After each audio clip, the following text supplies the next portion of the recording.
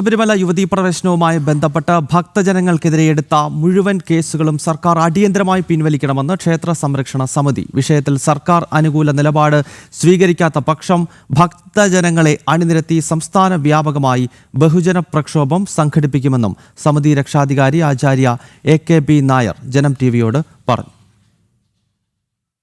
പുതിയ ഗവൺമെൻറ് ആദ്യമായി തന്നെ ചെയ്യേണ്ടത് ആ കേസ് മുഴുവനും ഉടനെ തന്നെ പിൻവലിക്കണമെന്ന് അതിൻ്റെ ബന്ധപ്പെട്ട മന്ത്രിമാർ, ദേവസ്വം മന്ത്രി, അതുപോലെ മുഖ്യമന്ത്രി, ആഭ്യന്തരമന്ത്രി എന്നിവരോട് ആഹ്വാനം ചെയ്യുകയാണ്. ഇല്ലെങ്കിൽ ജനരോഷം നേരിടേണ്ടി വരും എന്ന കാര്യവും കൂടി മുന്നറിയിപ്പ് നൽകുകയാണ്.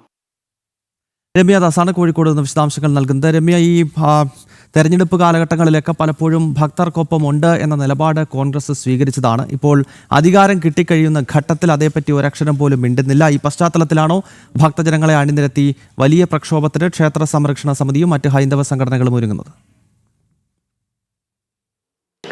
തീർച്ചയായും ഗൗതം, ഈ അവസരത്തിൽ തന്നെയാണ് ക്ഷേത്ര സംരക്ഷണ സമിതിയും അതുപോലെ തന്നെ ഹൈന്ദവ സംഘടനകളും എല്ലാം വലിയൊരു പ്രക്ഷോഭത്തിലേക്ക് നീങ്ങുമെന്നുള്ള സൂചന നൽകുന്നത്.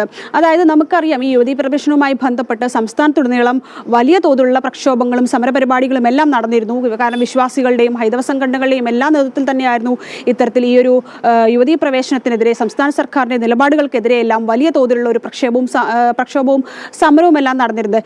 ഇത്തരം സംഭവങ്ങളിലാണ് വലിയ രീതിയിൽ അല്ലെങ്കിൽ നിരവധി കേസുകളാണ് സംസ്ഥാന സർക്കാർ ഈ ഭക്തജനങ്ങളുടെ എല്ലാം പേരിലെടുത്തിരുന്നത്. അത് പല വകുപ്പുകളും ഗുരുതരമായ വകുപ്പുകൾ ചേർത്തുകൊണ്ട് തന്നെയായിരുന്നു കേസുകളെല്ലാം എടുത്തിരുന്നത്. ഈ കേസുകളാണ് ഇപ്പോൾ പിൻവലിക്കണമെന്ന ആവശ്യവുമായി ക്ഷേത്ര സംരക്ഷണ സമിതി രംഗത്ത് വരുന്നത്. അതായത് നമുക്കറിയാം, നേരത്തെ ഗൗതം സൂചിപ്പിച്ചതുപോലെ തന്നെ ഈ കോൺഗ്രസ് തെരഞ്ഞെടുപ്പ് കാലഘട്ടങ്ങളിലെല്ലാം തന്നെ വലിയ രീതിയിൽ തന്നെ ഭക്തജനങ്ങൾക്കൊപ്പമാണ്, അല്ലെങ്കിൽ യുവതീ പ്രവേശനവുമായി ബന്ധപ്പെട്ട് ഇടതുപക്ഷ സർക്കാരിൻ്റെ നിലപാടിനെ എല്ലാം എതിർത്തുകൊണ്ടൊക്കെയാണ് കോൺഗ്രസ് ഈ തെരഞ്ഞെടുപ്പിനെ എല്ലാം നേരിട്ടത്. അപ്പോൾ ഇത്തരത്തിൽ ഈ കോൺഗ്രസ് സർക്കാർ അധികാരത്തിലെത്തിയിട്ടും ഇത്തരത്തിൽ ഈ ഒരു വിഷയത്തിൽ യാതൊരു നിലപാടുകളും ഇതുവരെ അറിയിക്കുകയോ അല്ലെങ്കിൽ നിലപാട് സ്വീകരിക്കുകയോ ഒന്നും ചെയ്തിട്ടില്ല. ഈ അവസരത്തിൽ തന്നെയാണ് ക്ഷേത്ര സംരക്ഷണ സമിതി വലിയ രീതിയിലുള്ള പ്രക്ഷോഭം, അതായത് ഈ കേസുകളെല്ലാം തന്നെ പിൻവലിക്കണമെന്ന് തന്നെയാണ് ആവശ്യം. ഈ ഉടൻ തന്നെ ഇത്തരം കേസുകൾ, ഈ ആളുകൾക്കെതിരെ എടുത്ത മുഴുവൻ കേസുകളും പിൻവലിച്ചില്ലെങ്കിൽ ഈ വിശ്വാസികളെല്ലാം അണിനിരത്തിക്കൊണ്ട് ക്ഷേത്ര സംരക്ഷണ സമിതിയും അതുപോലെ തന്നെ അനുബന്ധ ഹിന്ദു സംഘടനകളെല്ലാം സംയോജിപ്പിച്ചുകൊണ്ട് വലിയ രീതിയിലേക്കുള്ള ഒരു പ്രക്ഷോഭ സമരവുമായി മുന്നോട്ട് നീങ്ങുമെന്ന മുന്നറിയിപ്പ് നൽകുന്നത്. ഗൗതം.